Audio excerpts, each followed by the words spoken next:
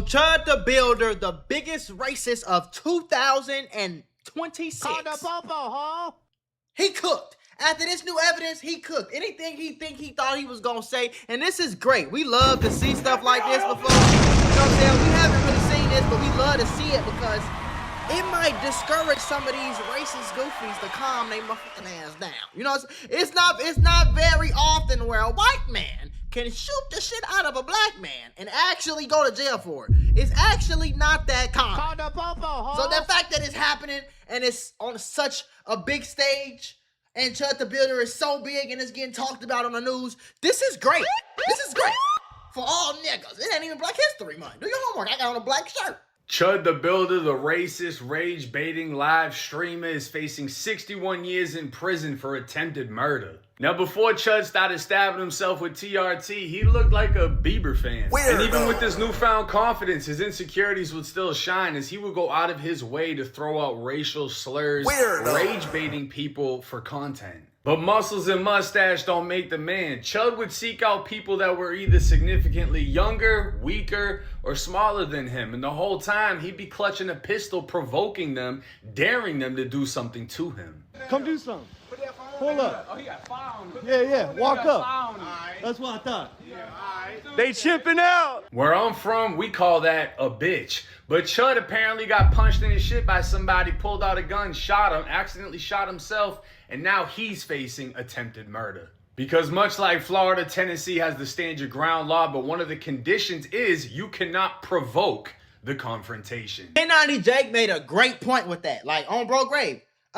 Man, I never even really realized that, but this man is walking around, he's only provoking people that's smaller, way younger, way shorter. So it's like, you can tell something in his brain ain't going together. He insecure about something. He might like a little man butt. Weirdo. He might be in the LMNOP community. I don't know.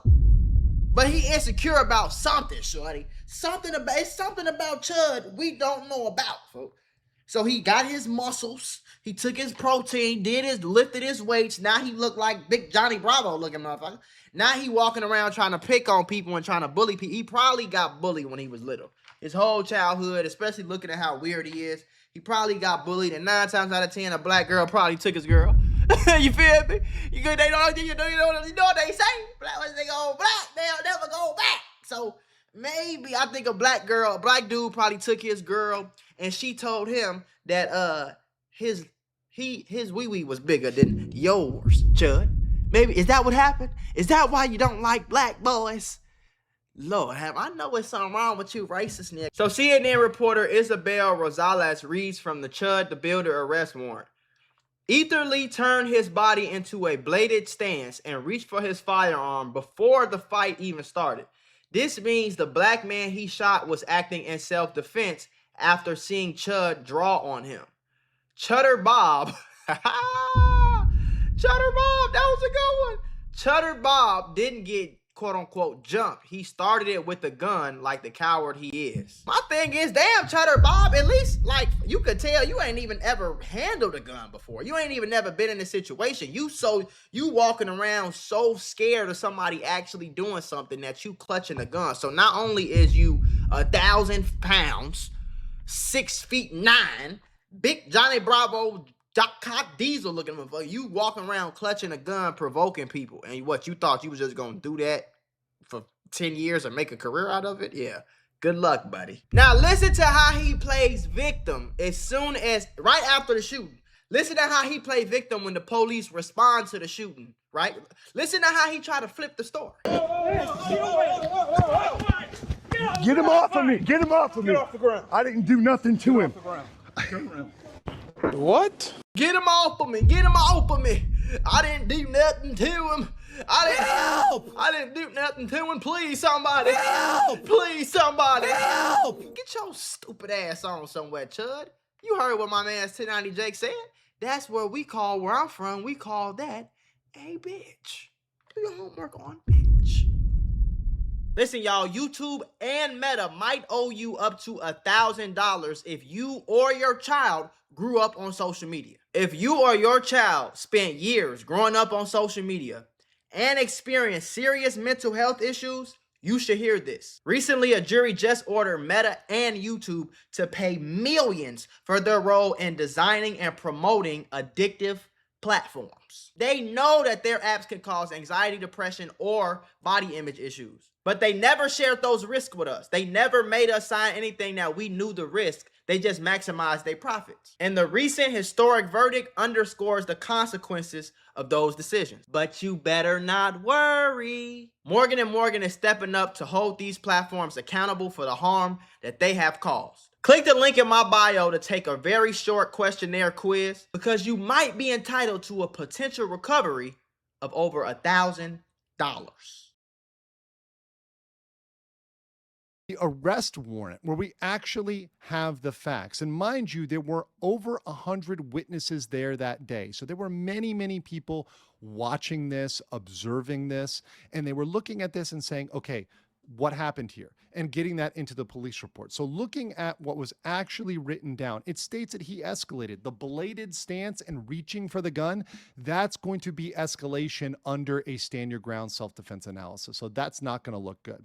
Also, it generally does not look good when you have non-deadly force, a punch, versus deadly force of multiple shots. Now, before anybody gets out there and goes crazy, yes, punches can sometimes be something you respond to deadly force with. For example, if someone's punching you in the head, that can be treated as deadly force, and you can respond accordingly.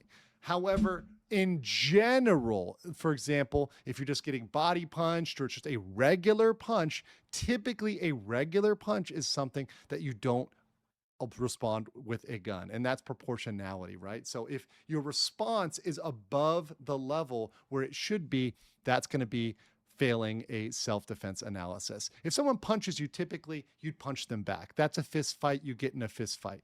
You're not drawing a knife or a gun or something else in that scenario. Now, the other thing is the bystanders. The bullets were ricocheting and going around, and that goes to the reasonableness of him pulling out his gun and firing multiple shots at Joshua Fox, because they're going to look at that and they're going to say, is that a reasonable use of force? Did he use more force than was necessary in this scenario? The other factor, which I think is massive, and I do think plays into the overall analysis, particularly reasonableness, is the fact that he was live streaming and that he had a documented history of confrontations. So he was live streaming to get the rage bait. That's why he exists on the internet. That's what he does. That's how he makes his money. So he did the same thing Lil Durk, King Von, everybody you could think of. He did the same thing. All these crash outs that was with Pooh Shiesty. He did all the crash out YN stuff. Literally step for step, bar for bar. He did it all. He recorded himself doing the bullshit for a long enough time. And then when the bullshit caught up to him, now he has all this evidence working against him. What's the first thing that the prosecutor gonna say? Well, look. You see this stream right here? He do this all the time, jury. You see him?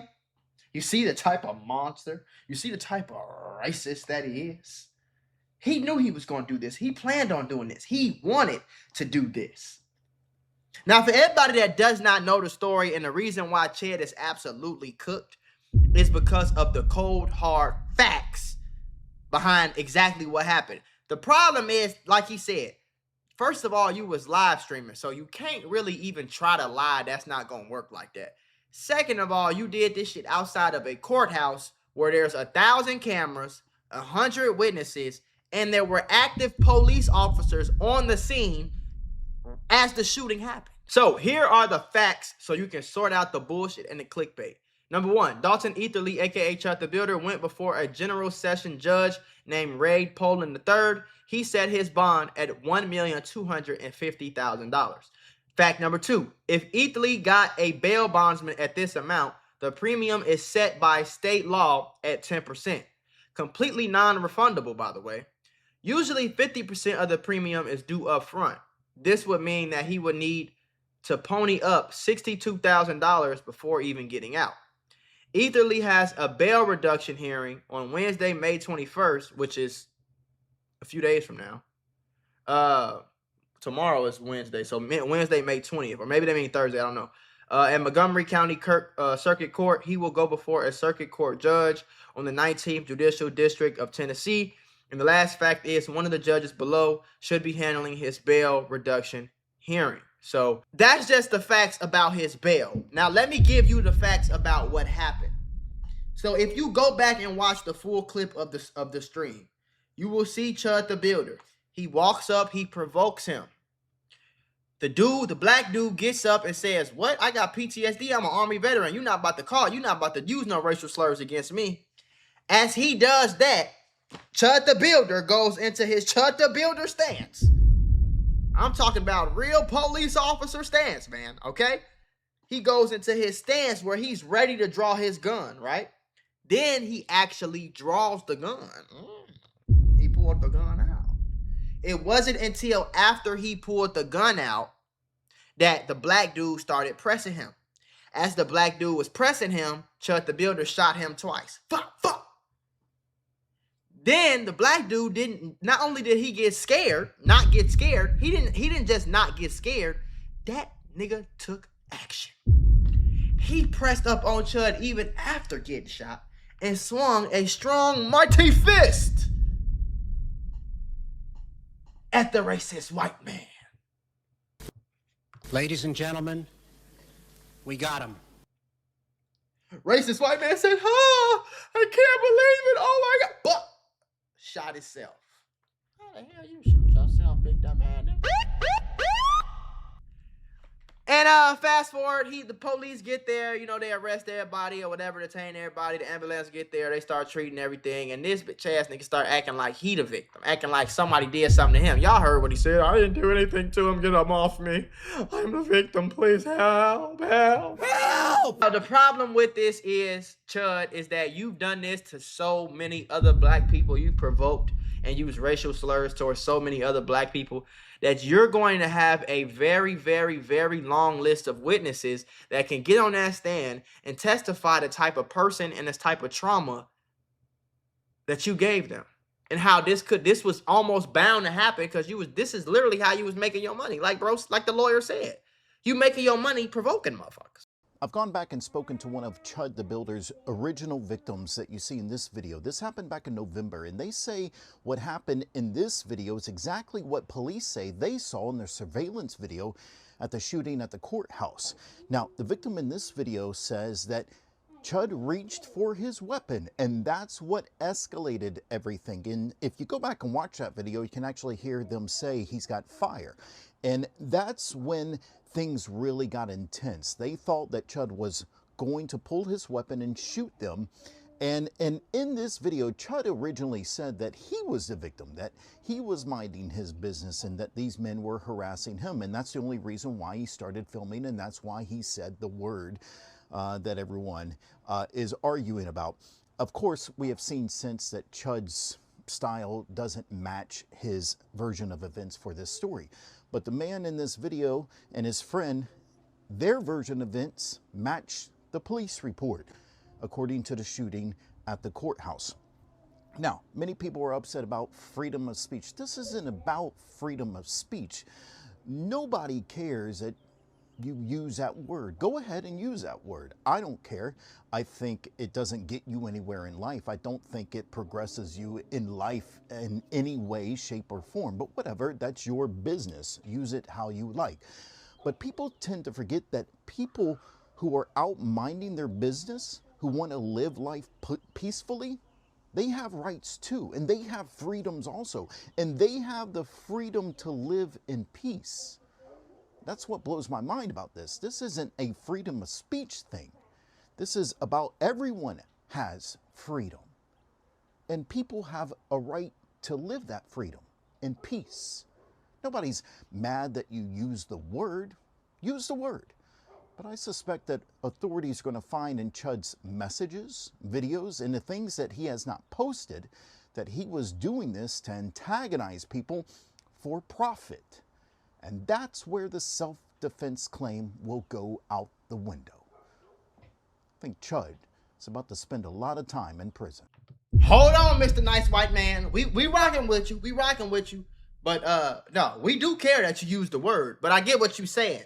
The main problem is not, the main problem is not the fact that you use the word. I mean, if you use the word, you're going to piss some people off, sure, but you're not going to get arrested for using the word. You know what I'm saying? But when you constantly go around using the word trying, that's why I said I think a black dude took his girlfriend.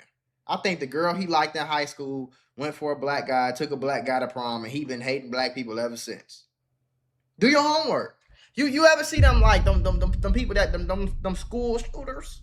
They come to school, they be like, Rebecca didn't give me a date, and you guys made fun of me and my big head for far too long, and I'm gonna make you pay.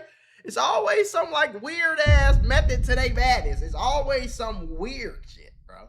It's always some weird shit, bro. Always. Have you noticed that? It's always some super weird shit. No matter what. It's always some weird story like that that make perfect sense. But you would never know unless he tell you. Because it really ain't no reason to not like black people. I seen Myron Gaines weird ass talking about he did this because he tired of niggas. What? I ain't never seen no nigga just walking around provoking motherfuckers, calling people racial slurs and grabbing a gun and shooting them outside the courthouse and daring them to do something. I ain't never seen that. Usually when we kill people, it be people that we have beef with. I'm not saying it's right, but it's not on the same level as the random. Y'all see the white folks, y'all got the random shit. Y'all the ones Jeffrey Dahmer and fucking Zodiac Killer and Clown Man and all that shit. Y'all the ones do all that random, I'm just gonna kill all the blonde girls because a blonde girl broke up with me when I was 5 and I hated blonde girls ever since. Like, get your weird ass the fuck on somewhere, my guy. Let me know what y'all think about this in the comment section below. I think bro gonna get, I'll put a parlay on it. I'll put a parlay there. I think he gonna get 20 years and 6 months. What y'all think though? Parlay. Put your money in. Put your money in, twin.